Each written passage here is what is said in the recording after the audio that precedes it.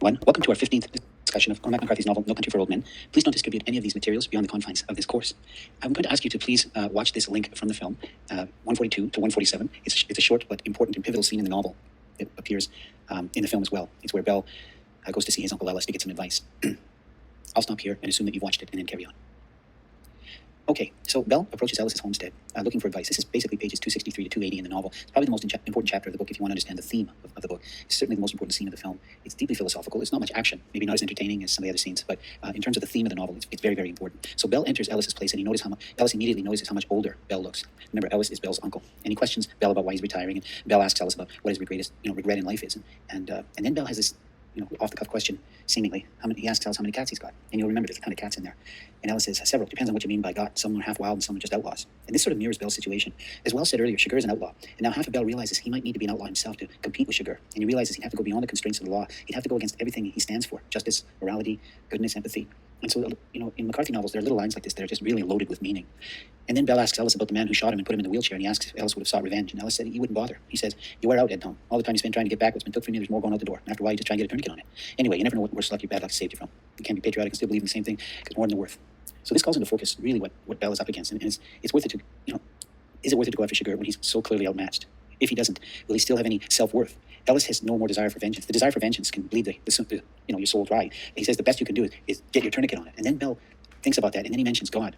And he says, I always thought that when I got older that God would sort of come into my life some way. He didn't. I don't blame him. If I was him, I'd have the same opinion about me that he does. And Ellis says, you don't know what he thinks. So Bell feels that God is disappointed in him. And his entire life, if you think back, has been spent in close proximity to death.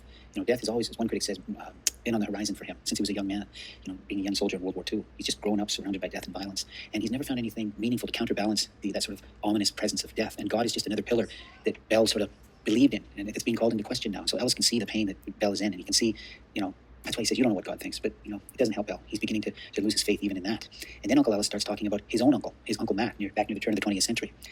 He starts talking about how his Uncle Mac was killed. He was shot down in his own porch in Hudspeth County. There was 7 or 8 of them come up to the house, wanting this, wanting that. He went back in the house, come out with a shotgun, but they was way ahead of him, and they shot him down in his own doorway. She ran out and tried to stop the bleeding, tried to get him back in the house. They kept trying to get hold of the shotgun again. They just sat there, and the horses finally left. I don't know why. Something scared him, I reckon. One of them said something in Indian, and they all turned and left out. They never come in the house or nothing. She got him inside, but he's a big man. There's no way she got him up in the bed. She fixed a pallet on the floor. Wasn't nothing to be done. She always said she should have left him there, rode out for help, but I don't know where it was she could have rode out to. He wouldn't let her go no way. Wouldn't hardly let her go into the kitchen. He knew what the score was, even if she didn't. He was shot through the right lung, and that was that, as they say. This is Ellis trying to tell Bell, look, violence and injustice have always been a part of this country. It's not just you. And he's not sure that Bell's really catching the meaning of the story, so he gets a little more obvious. And he just says, this country is hard on people, but they never seem to hold it to account in a way that seems peculiar.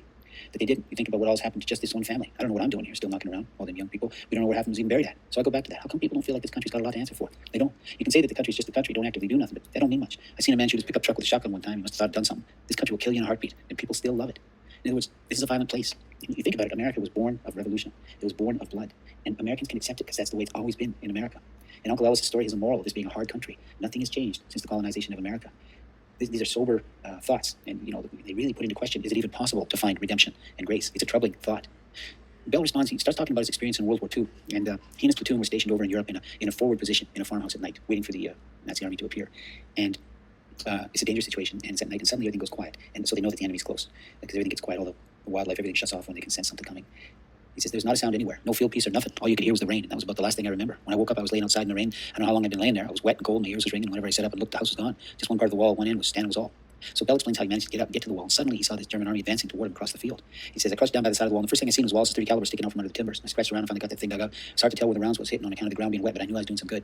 I emptied out about 2 feet of belt, and I kept watching out there. After being quiet 2 or 3 minutes, one of them crowds jumped up and tried to make a run for the woods, but I was ready for that. I kept the rest of them pinned down all the while. I could hear some of our men groaning, and I sure didn't know what I was going to do come dark. And that's what they gave me the Bronze Star for. And so Bell explains to Ellis why he didn't want to accept the Bronze Star, which is a very prestigious medal for bravery. Ellis says, so now you're fixing to tell me what you done? Yes, sir. When it got dark, yes, sir. What'd you do? I cut and run. The old man thought about that. After a while, he said, I got to assume that it seemed like a pretty good idea at the time. Yeah, Bell said it did. What would have happened if you'd stayed there? They'd come up in the dark and lob grenades in on me, or maybe gone back up in the woods and called in another round. So Bell has never been sure if he did the decent thing. Even if it was clear that he wasn't going to survive. There are many soldiers who feel this kind of survivor's guilt, and they don't know why they survived and others didn't. But Ellis isn't quite sure what he's getting at here. He says, I ain't sure what you're asking me. I ain't either. You left your buddies behind. Yeah. You didn't have no choice. I had a choice. I could have stayed. Couldn't help them. Probably not. I watched it get dark, and I had not heard nothing from anybody that was in the wreckage there for a while. They might could have all been dead by then, but I didn't know that. Quick as it got dark, I got up and left out of there.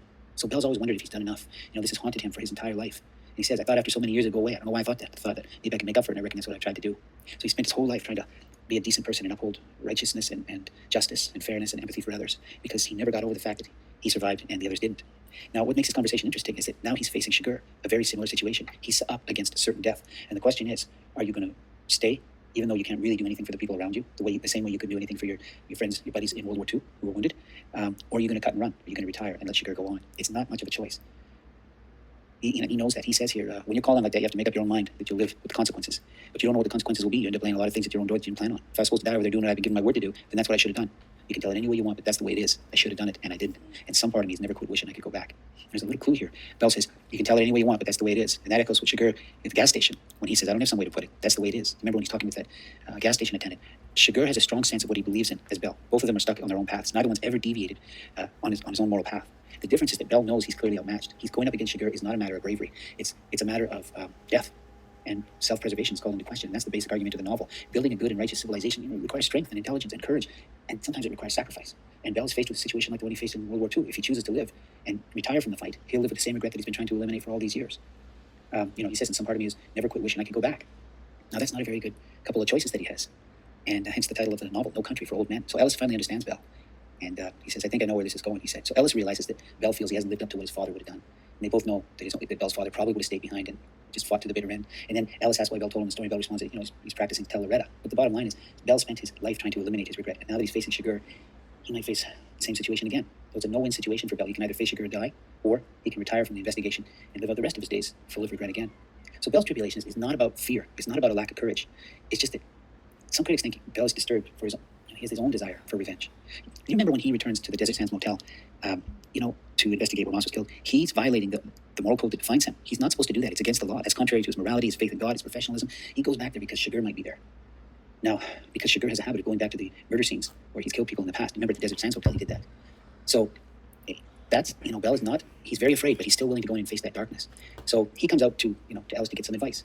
And, Bell trying to reform evil inherent in his land is Ellis says, look, that's vanity. It ain't all on you. In other words, this has always been this way. You're not the only one who's faced these kinds of terrible decisions and sacrifices. And Bell accepts this advice from his uncle, and he decides eventually to withdraw from the fight from Shigur. He says, I aim to quit, and a good part of it's just knowing that I won't be called on to hunt this man. So I'd ask you to watch this very interesting scene in the film, and we'll carry on with the novel in our next discussion. Thank you.